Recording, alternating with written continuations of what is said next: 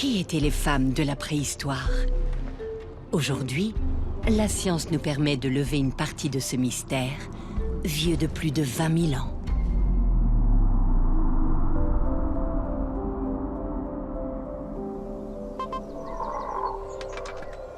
Remontons le temps pour découvrir les activités des femmes de la préhistoire. Pendentifs, bracelets, bandeaux de tête.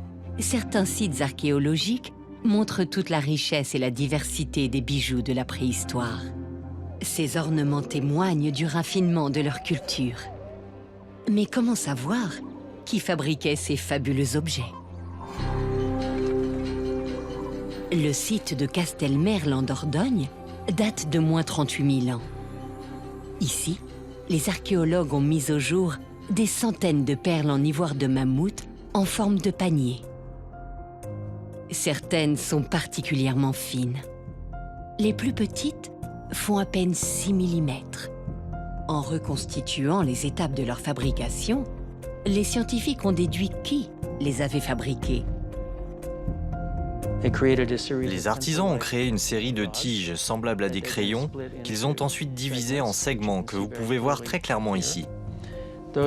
Ces segments ont ensuite été amincis d'un côté en laissant une forme d'ampoule de l'autre. Ensuite, à l'aide d'une meule, ils ont été limés pour obtenir cette forme très caractéristique qui rappelle un panier. Il est rare que l'on puisse répondre à la question « Qui a fabriqué ces objets ?» C'est vraiment ce qui a été intéressant lors de nos expérimentations. J'ai des mains relativement normales pour un homme, mais je ne peux pas fabriquer les plus petites de ces perles. Mais la plupart de mes étudiantes peuvent le faire, jusqu'à la plus petite. Pour moi, cela soutient l'idée que cela a dû être une activité de femme.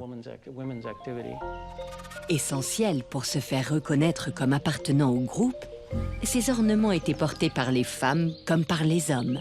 Eux aussi apportaient un soin tout particulier à leur habillement. Chaque membre se fabriquait des parures, selon sa dextérité, son savoir-faire et selon les codes esthétiques de sa culture. Mais les femmes de la préhistoire fabriquaient d'autres objets essentiels pour le quotidien. À Dolní Věstonice, en Tchéquie, des archéologues ont découvert des empreintes de tressage. Des petits morceaux de terre cuite sur lesquels on peut voir le dessin de l'objet qui a été posé dessus. L'objet, lui, a disparu. Ces objets ont été préservés parce qu'ils ont été imprimés, enfoncés dans l'argile par un membre de la tribu. L'argile, ensuite, a été durcie par la chaleur du feu.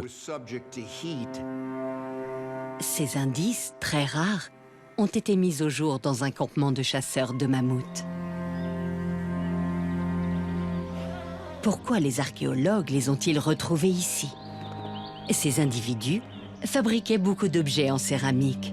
Avec de l'argile, ces chasseurs-cueilleurs ont modelé et cuit de majestueuses statuettes ou de très réalistes têtes d'animaux.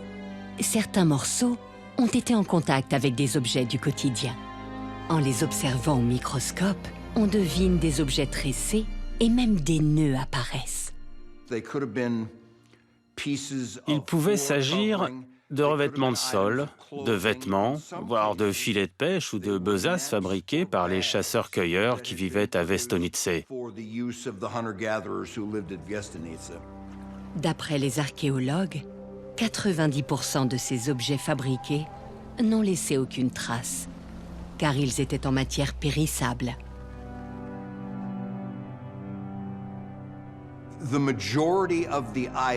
La majorité des objets réalisés en matériaux périssables ont été fabriqués par des femmes. Ces objets en fibres végétales étaient essentiels à la survie de ces groupes humains. Ces modestes morceaux de terre cuite dévoilent le rôle majeur des femmes de la préhistoire.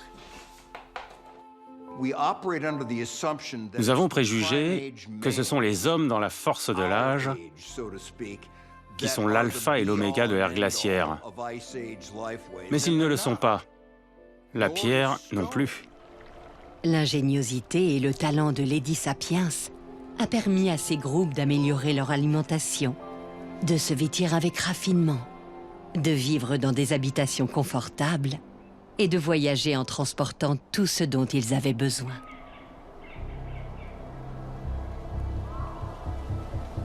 Lady Sapiens était une artisane hors pair, capable de fabriquer des objets d'une grande finesse et essentielle à la survie du groupe.